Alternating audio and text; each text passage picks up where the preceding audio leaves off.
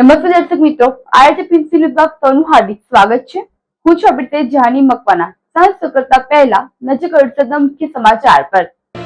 ભરૂચના પૂર્વ પટ્ટી ઉપર પેટ્રોલ પંપ પેટ્રોલ પુરાવા માટે વાહનોની કતાર તો અન્ય પંપો ઉપર બંધના બોર્ડ લાગ્યા। વાહન ચાલકોની ચિંતા વધી। વિલાયત સાયખા જીઆઈડીસી માટે જીએસઆરટીસીની નવી બસો સેવા શરૂ કરાઈ। અનેક ગામના લોકોમાં રાહત। ભરૂચ જિલ્લાના નબીપુર નેશનલ હાઈવે 48 ઉપર મોડી રાત્રિના સમયે એક હાઈવા ટ્રકમાં ભયંકર આગ લાગતા જ અફરાતફરીનો માહોલ સર્જાઈ ગયો। ટ્રકમાંથી ઉઠેલી આગની જ્વાળાઓ દૂર દૂર સુધી દેખાતા હાઈવે ઉપર પસાર થતા વાહન ચાલકોમાં ભયનો માહોલ ઊભો થઈ ગયો હતો અને વાહન વ્યવહાર થંભી ગયો હતો। ઘટનાની જાણ થતાં ફાયર બ્રિગેડની ટીમ ઘટના સ્થળે પહોંચી આવી હતી અને સતત પાણીનો મારો ચલાવી આગ ઉપર કાબૂ મેળવવાના પ્રયાસો કર્યા હતા। આગ લાગવાના બનાવને પગલે નેશનલ હાઈવે ઉપર થોડા સમય માટે ટ્રાફિક જામ સર્જાઈ ગયો હતો। સદનસીબે આગની ઘટનામાં કોઈ જાનહાનિ નોંધાઈ નહોતી, જેના કારણે લોકોએ રાહતનો શ્વાસ લીધો હતો। પેટ્રોલ ન હોવાની અફવાઓથી પેટ્રોલ પંપ પર લોકો પેટ્રોલ પુરાવા માટે પરાપડી કરી રહ્યા છે, જ્યારે કેટલાક પેટ્રોલ પંપ ઉપર પેટ્રોલ ન હોવાના બેનરો લગાવીને લોકો જે પેટ્રોલ પંપ પર પેટ્રોલ ન હોવાના કારણે ચિંતામાં મુકાઈ રહ્યા છે। ભરૂચની પૂર્વ પટ્ટી તવરા રોડ ઉપર આવેલા ઇન્ડિયન પેટ્રોલ પંપો પર પેટ્રોલ ભરાવવા માટે વહેલી સવારથી જ લોકો લાઇનોમાં ઊભા રહ્યા હતા, જ્યારે સામે આવેલા જ ભારત પેટ્રોલ પંપ પર છેલ્લા એક દિવસથી પેટ્રોલ ન હોવાથી પેટ્રોલ પંપ પર પેટ્રોલ ન હોવાના બેનરો લાગ્યા છે, જેના ડરથી લોકો ઇન્ડિયન પેટ્રોલ પંપ પર આજે વહેલી સવારથી જ પેટ્રોલ પુરાવા લાંબી કતારો જમાવી રહ્યા હતા। જો કે પેટ્રોલ પંપના સંચાલકોએ પણ સ્પષ્ટ કરી હતી કે પૂરતા પ્રમાણમાં પેટ્રોલ હોવાથી લોકોએ ગભરાવાની જરૂર નથી। વડાપ્રધાન નરેન્દ્ર મોદીના આહવાન અને ડીઝલ પેટ્રોલની વૈશ્વિક સમસ્યાને ધ્યાનમાં રાખી વિલાયત સાયખા જીઆઈડીસી દ્વારા જીએસઆરટીસીની સામાન્ય બસ સેવા શરૂ કરવા માટે પ્રસ્તાવ રજૂ કરવામાં આવ્યો હતો। ગુજરાત સરકારના સીધા માર્ગદર્શન હેઠળ આ પ્રસ્તાવને મંજૂરી આપવામાં આવતા જીએસઆરટીસી દ્વારા વિલાયત સાયખા જીઆઈડીસી માટે 2 બસો ફાળવવામાં આવી છે। નવી બસ સેવા શરૂ થતાં જ કંપનીના કર્મચારીઓ, વેન્ડરો તેમજ વિલાયત, ભેડસમ અને સાયખા ગામના રહેવાસીઓની મોટી રાહત મળશે। જાહેર પરિવહન સુવિધા વધતા ખાનગી વાહનો ઉપરનો આધાર પણ ઘટશે તેવી આશાઓ વ્યક્ત કરાઈ રહી છે। જીએસઆરટીસીના ડિસ્ટ્રિક્ટ કંટ્રોલર અધિકારી સંજય જોશીએ પણ કહ્યું હતું કે ડીઝલ પેટ્રોલની વૈશ્વિક સમસ્યાના સમયમાં વધુમાં વધુ લોકો જાહેર પરિવહનનો ઉપયોગ કરે તે હેતુથી આ સેવા શરૂ કરવામાં આવી છે અને લોકો તેનો લાભ લે તેવી અપેક્ષાઓ વ્યક્ત કરાઈ છે। સાથે વિલાયત સાયખા જીઆઈડીસીના પ્રમુખ હરીશ જોશીએ પણ ગુજરાત સરકાર તથા જીએસઆરટીસીનો આભાર પણ વ્યક્ત કર્યો છે। નમસ્કાર, સંજય જોશી, વિભાગીય નિયામક જીએસઆરટીસી ભરૂચ વિભાગ। ખાસ કરીને વિલાયત અને સાયખા જીઆઈડીસી એ ખૂબ મોટી ઇન્ડસ્ટ્રીઝ અહીં આવેલી છે।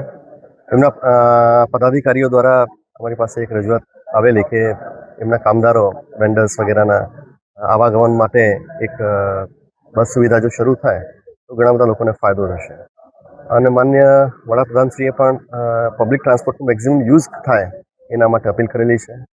ઇન્ડસ્ટ્રીઝ ફેર હમણાં સુરત ખાતે યોજેલો ત્યારે પણ એમની એક રજૂઆત હતી માન્ય નાયબ મુખ્યમંત્રી શ્રી અને મુખ્યમંત્રી સમક્ષ। એટલે એના ઉપલક્ષમાં આજે અમે લોકોએ અહીંથી ભરૂચથી વિલાયત સાયખા ઇન્ડસ્ટ્રીઝ જે બહુ મોટું કોરિડોર જીઆઈડીસીનું છે એમાં બસ સુવિધા શરૂ કરવા જઈ રહ્યા છીએ। લગભગ 7 જેટલી ટ્રીપો પ્રારંભિક ધોરણે અમે અત્યારે શરૂ કરી રહ્યા છીએ અને એનો જો સારો પ્રતિસાદ મળશે તો ક્રમશઃ એમાં પણ વધારો કરીશું।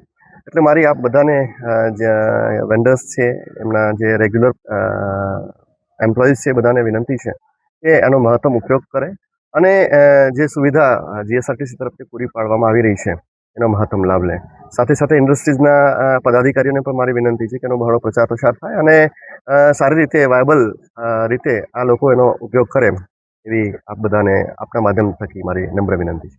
ભરૂચ જાડેશ્વર પ્રજાપિતા બ્રહ્મકુમારી ઈશ્વર વિશ્વવિદ્યાલયના અનુભૂતિધામ જાડેશ્વર સેવા કેન્દ્ર ખાતે 14 મે 2026 ગુરુવારના રોજ સાંજે 6:30 વાગ્યાથી રાત્રે 8:30 વાગ્યા સુધી બ્રહ્મકુમારી સંસ્થાના મુખ્ય લેખક અને પ્રખર વક્તા આદરણીય રાજયોગી BK જગદીશભાઈજીની પણ 25મી પુણ્યતિથિ શ્રદ્ધા, સન્માન અને શાંતિમય વાતાવરણમાં મનાવવામાં આવી। ત્યાં અવસરે જ્ઞાન સરોવર માઉન્ટ આબુના ડાયરેક્ટર તથા ભરૂચ સબ ઝોનના ઇન્ચાર્જ રાજયોગીની BK પ્રભા દીદીજી વિશેષ ઉપસ્થિત રહી કાર્યક્રમમાં મોટી સંખ્યામાં ભાઈ બહેનો તથા ગણમાન્ય નાગરિકોએ હાજરી આપી ભાવભીની શ્રદ્ધાંજલિ અર્પણ કરી। કાર્યક્રમ દરમિયાન રાજયોગ, મેડિટેશન, પુષ્પાંજલિ તેમજ સ્મૃતિ સભાનું પણ આયોજન કરવામાં આવ્યું હતું। વક્તાઓએ BK જગદીશભાઈજીના આધ્યાત્મિક યોગદાન, ગ્રહણ જ્ઞાન અને પ્રભાવશાળી વક્તૃત્વ કલાને પણ યાદ કરવામાં આવી હતી. અંકલેશ્વર તાલુકાના સંજાલી ગામ ખાતે નવનિર્મિત કામોના સિદ્ધેશ્વર મહાદેવ મંદિરના આંગણે